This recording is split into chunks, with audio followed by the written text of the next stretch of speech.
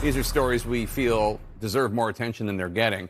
The way we treat prisoners in the United States can be deeply immoral. And now an investigation into the U.S. penitentiary in the Atlanta, Georgia area is heating up after reports of corruption, abuse, and misconduct among officers at this prison. Georgia Senator John Ossoff joins me now for an exclusive interview. Senator, thanks so much for joining us.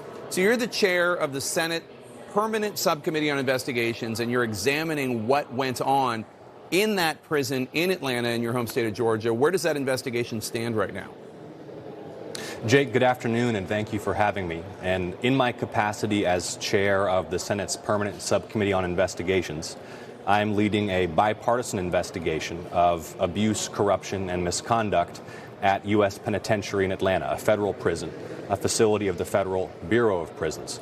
We will hold a hearing next Tuesday, the 26th, in the morning here in the Senate on abuse, misconduct, and corruption at U.S. Penitentiary in Atlanta.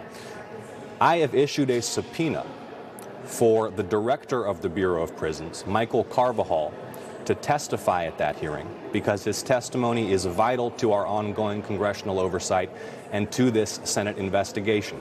To date, the administration has refused to allow Director Carvajal to testify. That's why we've taken this extraordinary step last Thursday, and I expect Director Carvajal to heed this lawful command from the U.S. Senate to appear and testify about what he knows next week. I can't imagine the Biden administration is happy that a Democratic senator has issued a subpoena to a member of the administration. What kind of blowback have you gotten? And do you anticipate this is going to be a hearing about more than just the federal prison in Atlanta, but the federal prison system on a national level?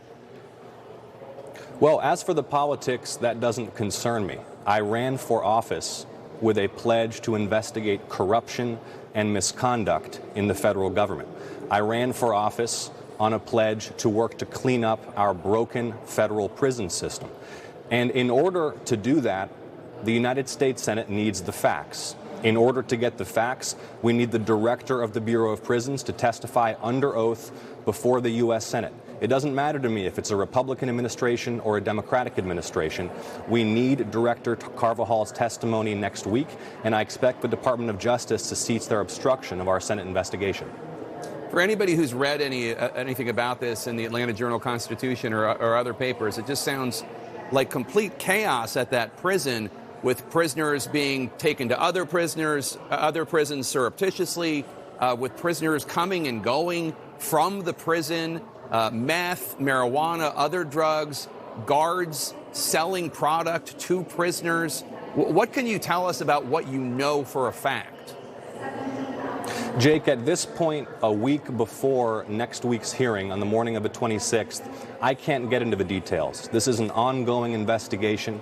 We will release our findings and question witnesses at the hearing next Tuesday, and it's vital that we have Director Carvajal's testimony. Obviously, there's been substantial public reporting about issues surrounding this facility.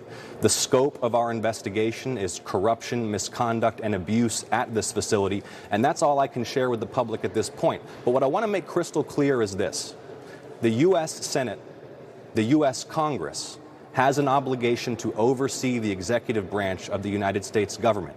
And when we issue a subpoena directing a federal official at the head of an agency to come and testify about what they know, we expect them to show up. So once again, I am calling on the administration to stop preventing Director Carvajal from coming and delivering testimony under oath next week.